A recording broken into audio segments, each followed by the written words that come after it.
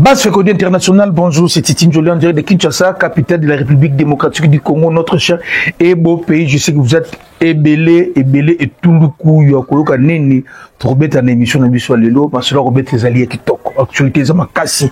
Puis qui toquent, on va parler, on va partager ça ensemble avec vous. Restez branchés, escoutez sur vos fauteuils partout, vous êtes aux États-Unis, Amérique latine, partout, en Europe, le petit Minumbo, Galvino, vous êtes et recépé l'émission Oyo, le boss de décembre na sanité. Kadhafi Mawete, merci depuis London. On va parler dossier Youssouf Moulumbu et les staffs techniques. Il y a des sabres. On va parler la situation de quelques joueurs, il y a RDC. Également, on va parler championnat national Nabiso et Torobeta. Ma solitali barrage entre nous na RDC. La seule et l'unique vote au ticket n'a pas nous espérer qu'on participer à la Coupe du Monde. Donc, on était le deuxième de la Coupe Nabiso, le 4 meilleur deuxième, on était à barrage de la zone Afrique et nous sommes qualifiés pour le barrage. Une photo bimiwana, trouvé dans la zone, il y a un niveau mondial. Donc, les chemins, ils ont vraiment, nous l'avons dit, on a juste besoin de trois victoires d'affilée. Pour que nous coûtons, trouvé les sous. Toujours dans le cadre des soucis. On avait fait une réunion d'évaluation, le staff technique essaie de réunion d'évaluation entre la direction technique nationale, staff technique, n'a fait quoi faire. N'a qu'on a, c'est la réévaluation, et après, il y a des choses qu'on doit améliorer notre équipe nationale. Il y a beaucoup de choses qu'on doit améliorer. Natingai, personnellement, dans mon acquis,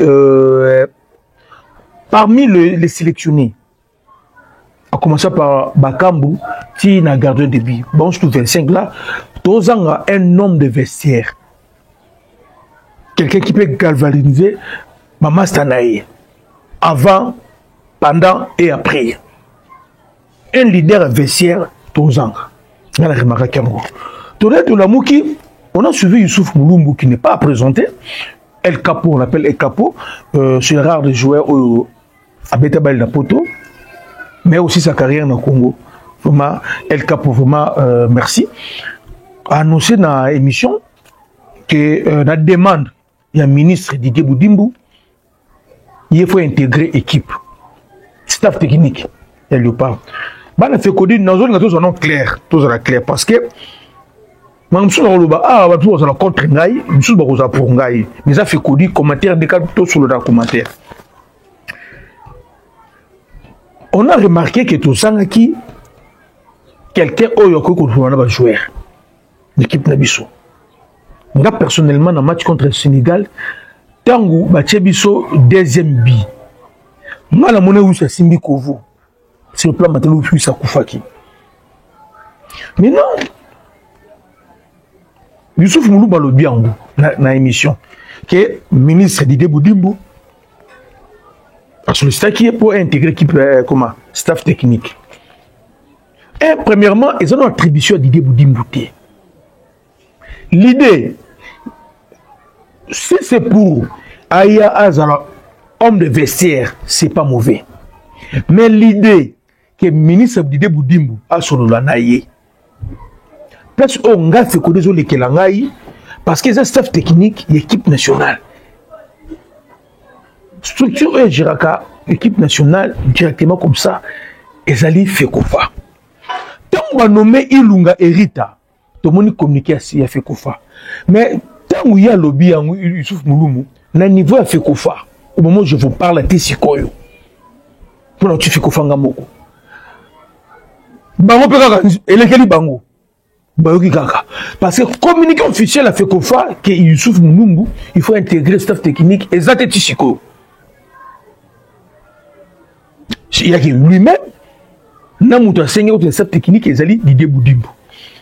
En réalité, Didier Boudimbu ne peut pas nommer quelqu'un de staff technique sans passer par la fédération et lui-même, l'entraîneur. Parce que s'il n'y a pas le consentement entre le staff technique et la personne qui va venir, peu importe les personnes, et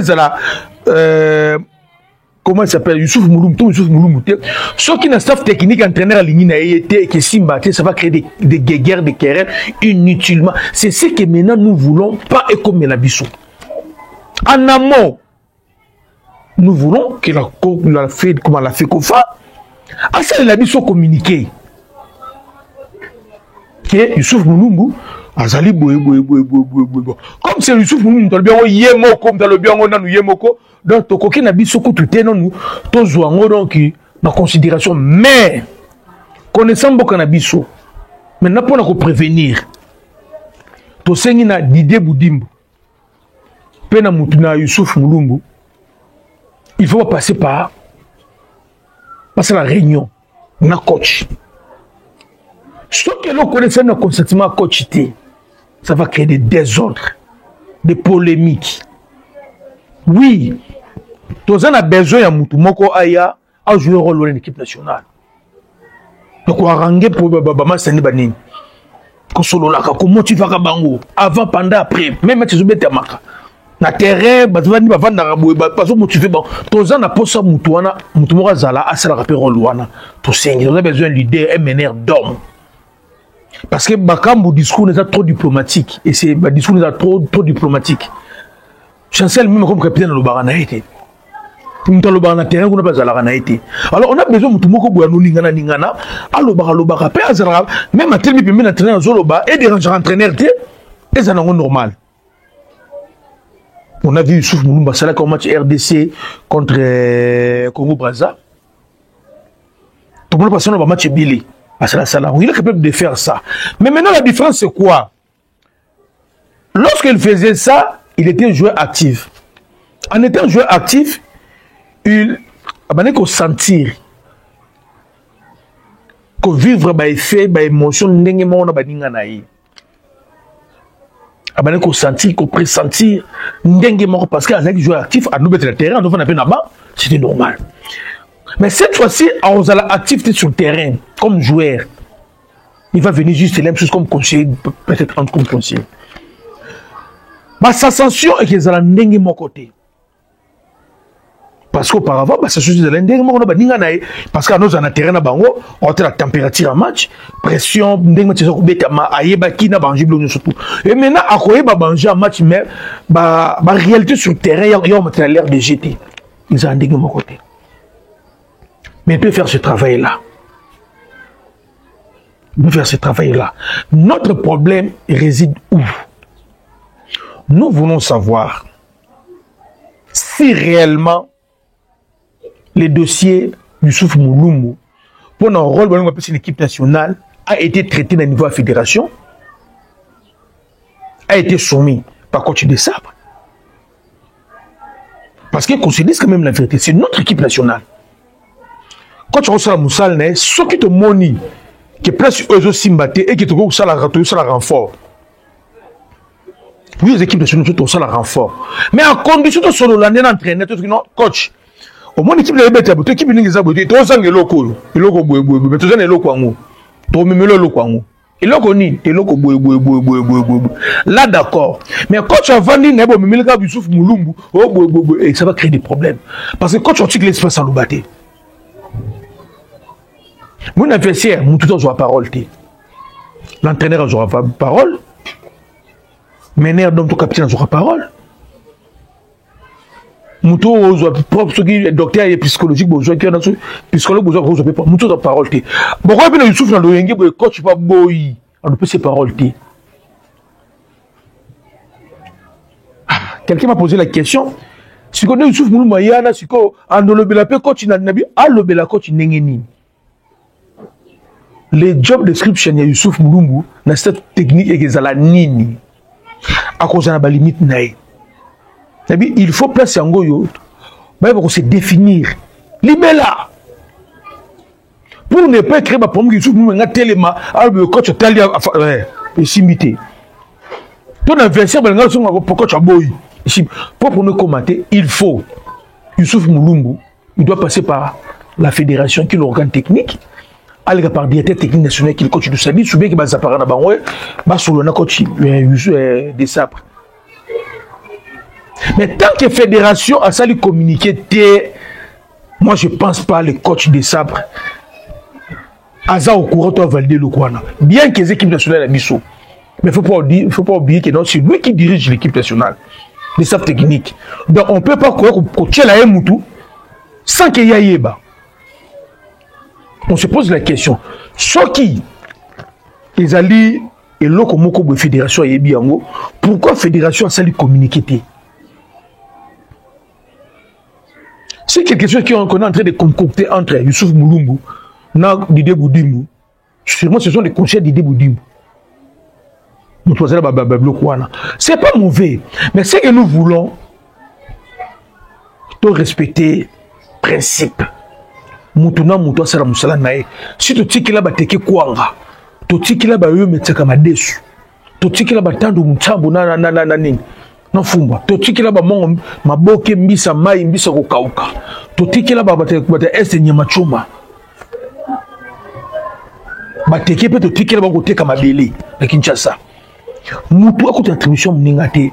Kapo, c'est bien que solo là, na ministre sport.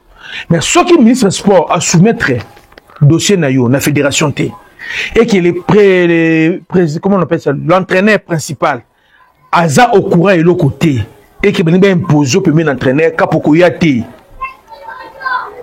parce que bon Simpson maman na touche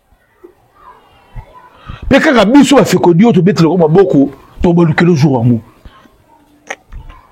to yebi est important ko beta match na mutumoko zala na pona moral baninga na ba joueur to yebi est important to yebi pe kokoko sala yango par rapport à parcours de l'équipe nationale par rapport à aura na yo vis-à-vis bana wana aux modèles formé na Paris Saint-Germain des nationaux au Léopard au papa Barcelone surtout tu es comme capitaine au zongi na poto petit de Angleterre au yo metiti na li na foot na lupopo Youssouf Moulumbu aux a félicité.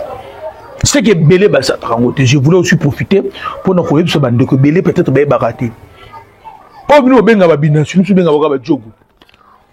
Bande bana na biso autre poto nous autre poto. On va opter pour mettre pour la RDC, nationalité sportive dans la RDC. Après kotika balé. Donc bayaka na mboka au Congo, bazalaka toujours considéré comme des ambassadeurs. Bazalaka kaka na bonheur wana na mboka na biso Congo. Koleka place bazala na poto kuna. Soki na kosi ouais, il y a des bêtes balles dans le léopard. Et qui a bêté la soubalité de l'État. Tant qu'on a vacances à Kinshasa, à partir de l'aéroport en Djili, Bayamba Ndengeni, na quartier ça Vandaka. Bayamba Ndengeni. Vous comprenez? Ça prouve que tous alaka vraiment reconnaissant. Namutu nyo surtout à Tavares Oyo. À côté de terrain. Pour nous défendre dans na biso. Quand tu es comme Kapo Youssouf, tu as reconnaissant dans Moussalo au Sali. Mais tu lingi tu vas continuer des erreurs qui va pas pour que ce fonction sans que Fekofa ayeba, sans que ministre comment, sans que l'entraîneur peut consentement entraîner, va imposer pour créer des désordre. Parce que yo le bien déjà, mais si les lo communiquer mon côté à Fekofa. Et ce qu'on annonce, c'est que Youssouf Moulumbu a intégré le staff technique. Communiquer mon côté. Alors, comme communiquer mon côté, et bien, on comprend qu'il fait qu'on fait bien ramboter. Ce qui fait qu'on fait bien ramboter, on sous-entend que quand tu payes bien ramboter. Donc, c'est le que c'est au niveau ministère. Pardon, Didier Boudimbu. Tu as commandé dans la Cameroun, ministère de la Fédération et Cimenté. Tu as beau une abisso. Tu as beau. Youssouf Moulumbu, El Capo, pour avertir yo.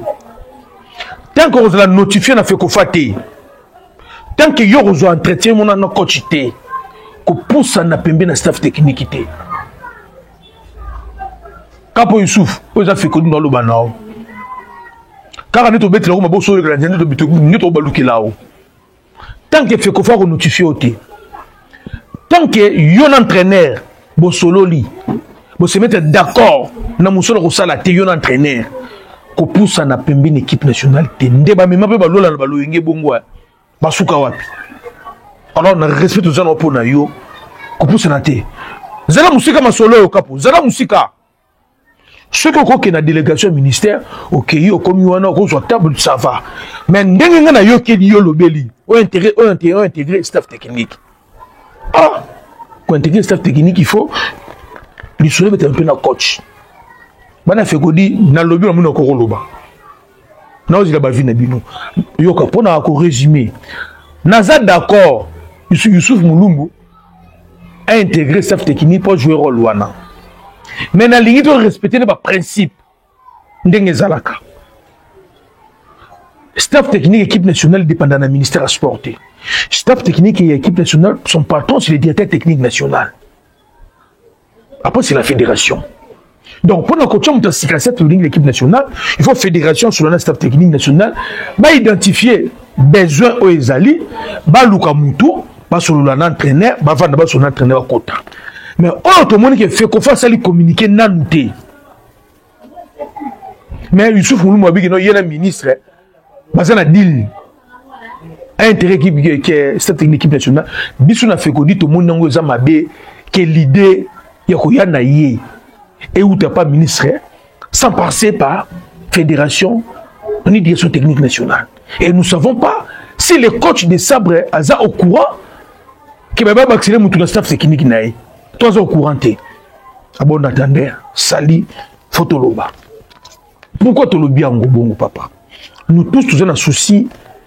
Il y a qualification de Coupe du Monde. Donc, on met les 13. Na Cameroun, na Maroc. Na niveau Cameroun, il y a aussi des ça ne va pas entre le ministère et la fédération. Et dans cette fédération, il y a aussi des ça ne va pas entre les présidents des délégués de l'attente.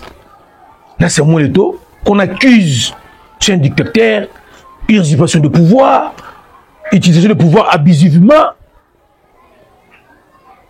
Mais les nations telles que le Cameroun, Nigeria, Maroc, Égypte, même Ghana, Côte d'Ivoire, le Sénégal, l'Afrique du Sud, peu importe pour le Bazalaka Nango. Mais lorsqu'il s'agit pour un match moko, Bazala qualifié, Bacharanasi. Et Bazana expérience, il y a un match haut. Parce que Bissou chef de ton match haut, tu perds Darango. Bango, Bazana expérience. Non, l'homme, comment on a fait qu'on dit. Je me rappelle encore. Le manager, il y a mondial match où il y a coach de Sable, match Nabiso, il s'appelle M. Joe. C'est un sujet camerounais. Il y a 6 mois passés, Joshua Bellini a témoigné le D'abord, Moukolo te remet Nabiso na Cameroun. Ce type Wana Joe, il s'appelle encore Joe. Son cœur va pencher. Namoussala, le professionnalisme, pas tout à fait pour le RDC. Na patrie nae aux Cameroun. Les autres il nous faudra une préparation adéquate pour le match. Et par rapport à la préparation, tout ça pour y avoir un calendrier, tout le programme au mondial match coach de ça pour notre type de Joe et Bimisaka. Maintenant, si quand il y a un John Dengazali, bongo, il y a le club sur hôtel, équipe d'avance, il y a pas. Surtout, est-ce qu'on équipe iné Cameroun, son cœur va pencher où? Côté professionnel, de côté patrie. Malubananga nganga. Malubananga inganga. Bana fikudi. Malubananga inganga. Nous comme Yohana. Total. C'est ce que ça va donner. On va jouer. Toko beta. Toko kende. Total la match n'est beta ma. Toko kende. Mais loko liboso. Loko liboso. Bana fikudi. Loko liboso. Poto beta match wana. Il faut que notre fédération fonctionne. Vous comprenez? Il faut que notre fédération ait fonctionné. Ça veut dire quoi? Nous devons préparer le match contre Cameroun avant, pendant et après. Tous les coups sont permis, sauf rien. Tous les coups sont permis, sauf rien. S'il faut tricher, il faut tricher. S'il faut tricher, il faut tricher. Parce qu'on a compris, parmi les 5 meilleures nations d'Afrique, tous sont des tricheurs. Parmi les 5 meilleures nations d'Afrique, ce sont des tricheurs. Yoso yoka Maroc a perdu point na bureau. Toi perdu dossier moko boue.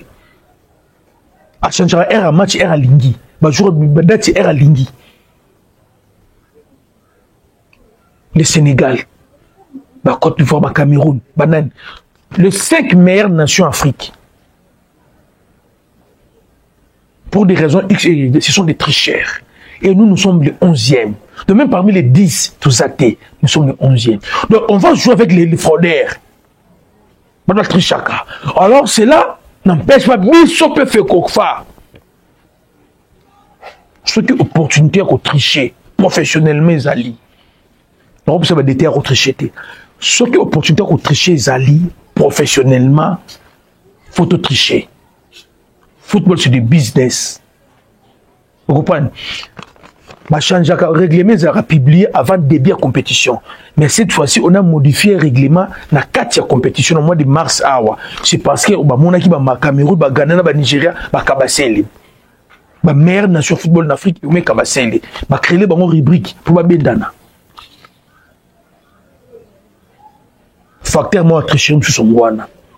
Alors nous également, on ne peut pas compter quand on a des joueurs. Il faut compter pour le bureau. Bon comprendre, il faut compter pour le bureau. Vraiment merci pour le match wana. Quand tu as un joueur na biso pour le match wana, déjà une bonne nouvelle parce que Yohan Yuissa, ça fait 3e séance d'entraînement en Sala, l'équipe de Newcastle, 3e séance d'entraînement, c'est bien par rapport à Vandaki, maintenant qu'on va s'entraîner, et on se pose la question, est-ce que Sala, dans la liste tout, est-ce que son club va libérer oui ça? Entre guillemets, bon, ok, à cause de la repos. Mais pendant qu'il y a des cannes, est-ce qu'on va libérer oui ça? Déjà, là-bas, place qu'on a déjà les oui, c'est déjà conditionné avant de signer Kuna, il faut pas tirer qu'il y ait des cannes. Ce club n'est pas libéré, biso n'abîme pas sur la côté kuna total. Mais chaque il y a robé tâté. Alors on a des cartons jaunes, à qui monsieur des cartons jaunes à robé tâté. Donc match contre Cameroun robé tâté. Ce qui est l'équipe contre Nigeria contre Cameroun robé tâté. Comment robé tâté? Ça sert à rien robé naï. Bon là je suis tout à fait catégorique. Et déjà dans le club n'est pas déjà statistique non il a bien lobby ça peut nasser. Ça sert à rien robé naï chaque il. Côté Kuna, pas si toujours retenu avec qui venait Havre, je sais pas si vous avez titulaire, à côté Kuna, failli toujours titulaire. Tout le monde peut Chancel Mbemba, vraiment un bon match à Salaki Lobby, tout le monde qui va mené 3-0 à Koti, pour lui 4-3, vraiment un bon Chancel Mbemba. Côté Kuna, Bana Fekodu, on va évoluer sur le championnat national. Pour tout Kende, maintenant, na Oyo Zalimba Kumba. Les gens parlent de Joris Kaïmbi, d'Arthur Maswaku, de Dylan Batubintika et de Steve Kapwati. Ne peut pas statistique d'Abako. Vous allez comprendre maintenant. Qui mérite à la sélectionner et qui mérite à la fin du match et qui mérite d'être titulaire. Je vais vous parler. Mais avant tout, je confirme et je signale à tous les fécodistes.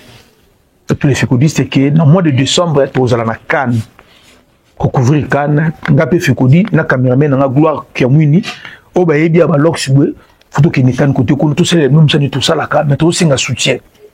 Billet, prix à sous quand tout le monde a billet, ils allaient $1118. Le deux billets que ça, l'angaï 2200 et quelques, sorti là-bas ces jours, côté qu'on a de fois, nous allons habituer à 3000 balles. Comme l'on a fait l'État, donc il m'a fait un gamoko, il faut habituer à $3000. Donc on a un caméraman qui est tout ça, nous sommes qui tout couvrir nos cannes au Maroc, bon, la réalité, tout ça, nous territoire, tout ça là, tout ça, on va te mettre ma malamu, bon, sunga biso. Tout ce qu'on va habiller, tout ce qu'on a besoin là. Donc, tout renforcer le matériel, parce que tout le monde est on pas tout renforcer le matériel. Donc, numéro n'a pas ou bien tout solo dit. Ce que vous avez monté maman là, moi qui n'ont possibilité de permettre de se des billets yo moko. Ah, au pays quelqu'un, c'est pas moi qui n'ont pas billet moko. Yo peka. Ce qu'on veut que noter, gars ils sont mis la moitié billet, bah tu vois bah qui ça. Pour me dire, mais tout ça a besoin de faire que distinction surtout pour participer à la cagnotte Oyo. Numéro n'a réservé l'émission voilà 082 450 29 40 082 450 29 40. Il y a un peu de WhatsApp, on a besoin d'un bon mouvement pour nous recevoir billet. Au plus tard, le 15 décembre, nous devons quitter Kinshasa. Ce qui est ok, on a bien sauté, papa. Attends, il y a qui nous a fait godité. Pourquoi on a match na matonga net match surtout. So bien fait godité, on a bien ngapé na yoki kaka na Kinshasa na matonga. Tala kan ningi zalaka donc on a besoin et j'ai confiance na fait godité c'était ok. Na papa na papa Issa depuis Floride baza côté kuna otika fait godité. Na Jacksonville otika ngate ba elos ku panda makombo. Na ebi poza ba côté kuna otika te boze belé otika fait godité. Ebi boze belé côté kuna. Merci trop comme côté kuna bande kuna ngai awa ndelikambo. Match contre Cameroun, ça nous pousse à réfléchir deux fois. Pourquoi? La titularisation d'Arthur Masuaku au détriment de Joris Kayembe commence à créer des problèmes. Dans tous les grands salons sportifs, il y a RDC. Partout il y a des fécodistes. Je commence à voir tendance. Et comme basculer côté ya Joris Kayembe, Azara titulaire. Le prochain match, Arthur Masuaku. Nous avons commenté au coma. Il y a un titulaire. Nathalie Arthur Masuaku, cette année, dans Sunderland, son club avait eu Noah, c'est-à-dire 4 matchs joués, 4 matchs. 3 matchs dans la Première Ligue, match dans la Ligue Cup. Et dans l'ensemble de cette saison, il a joué 7 matchs. 479 minutes sur 630. Il n'y a que 4 matchs officiels. Apparemment, 4 matchs officiels à Betty, nous sommes en match amico. Le club Minaye a vraiment utilisé, oui, a utilisé, mais ce que nous voulons, en fait, si vous voulez voir un club national, peut-être ça les a mouqués par rapport à un terme statistique. Azobeta. Azobeta Naye, il a reçu 70,83% de ma passe. Dans le match à Betty Sunderland, 70,83% de ma passe ou à réussir. Il a reçu 48 dribbles. Il a fait que 29, et quelques pertes à ballon. Pourcentage, c'est le pourcentage. Donc, Masuaku na club inaye, Azana m'a bêté. Maintenant, l'équipe nationale, concurrence à Zana Yango, c'est Joris Kayembe. Joris Kayembe qui a joué cette saison 15 matchs. 15 matchs. Sur 1350 minutes, il y a temps de jeu, il a joué 1055. 1055. Des passes décisifs, des cartons jaunes sur carton rouge. Plusieurs fois titulaire. En termes de temps de jeu, Azali Kolo. En termes d'utilisation, Azali Kolo. Tout évoluer. Tout le monde qu'on a. Toye a pas Steve Kapwadi. Lui également avec Dylan Batubintika. Mais en concurrence. Dylan Batubintika, 9 matchs joués avec son club Napoléon. Sur 810 minutes, il y a 9 matchs, il a joué 810 minutes. Bravo, Nakapwadi. 9 fois titulaire, 0 fois avant Naba, 0 fois Bima na match. Allez-y comprendre. Kapwadi. 9 matchs, 9 fois titulaire. 810 minutes probables, 810 minutes jouées. Vous comprenez? Yebi Sanga Siko. Yebi Sangaï. Djogote Djogote.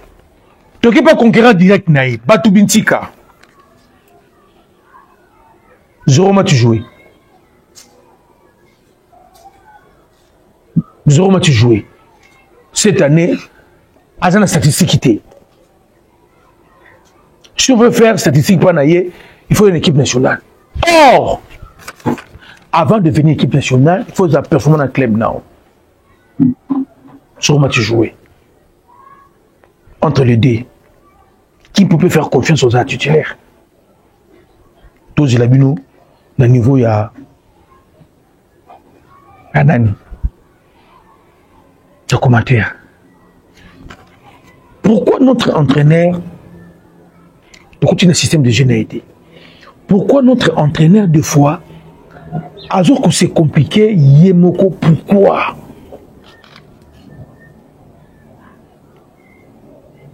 Notre entraîneur, il se complique deux fois, n'a pas choix. Exemple moins simple, Meshach Elia. Alors, le club n'est pas de Gézaté. Bientôt, tant de Gézaté, Batoué tant de Gézaté. En principe, il y a une équipe nationale. Équipe nationale, ils ont fermé. Que Ngomba Mouninga Bunga qui te bombi na tonton Bayoko qui te bimisaya kende. Mais net au tien fois liaka te. Équipe nationale sur un club de Simbaté au Koyate.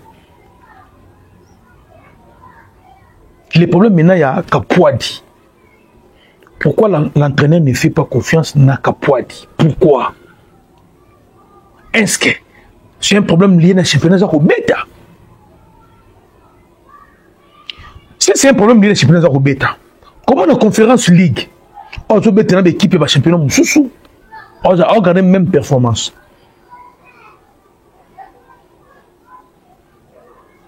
J'ai appris que le match qui était à Orléans a convaincu l'entraîneur.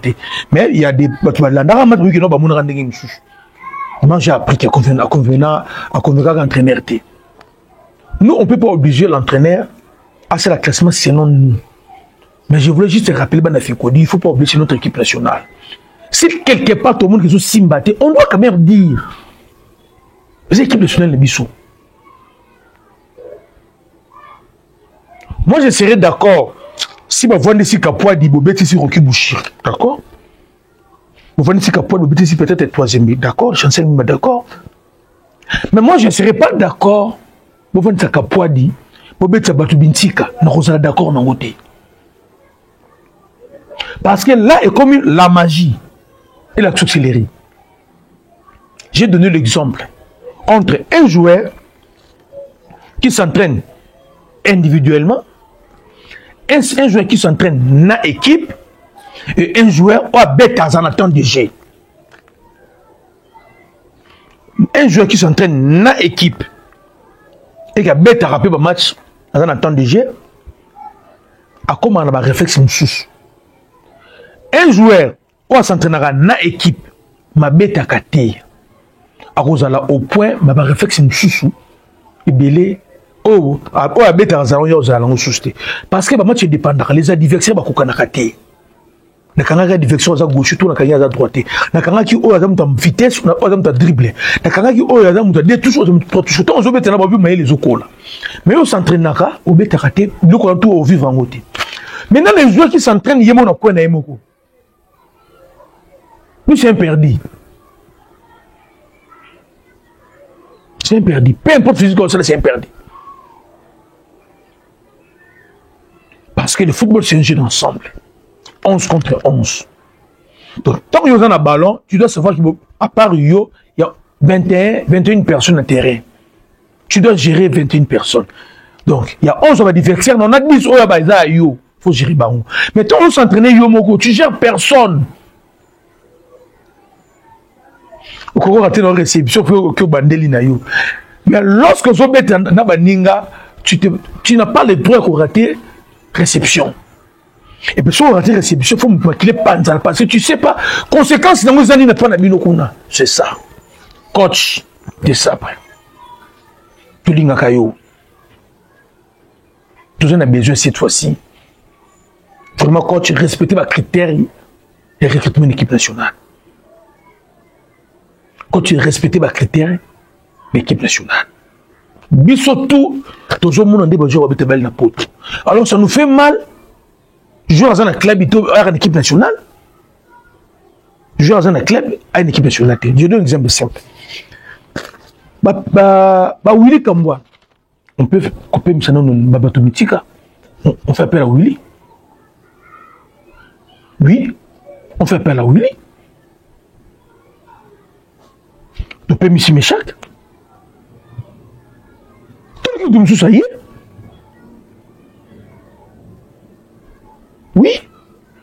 Est-ce que vous savez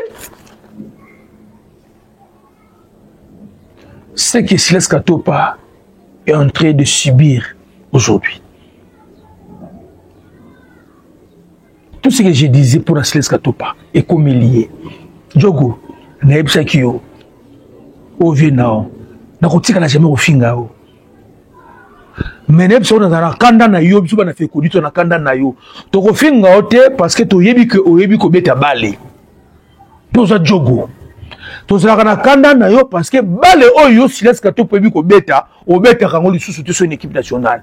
Balé oyo yebi même dans le club, comme tout le monde a dit moi, on a très mal entouré parce qu'ils ont un staff à Silas.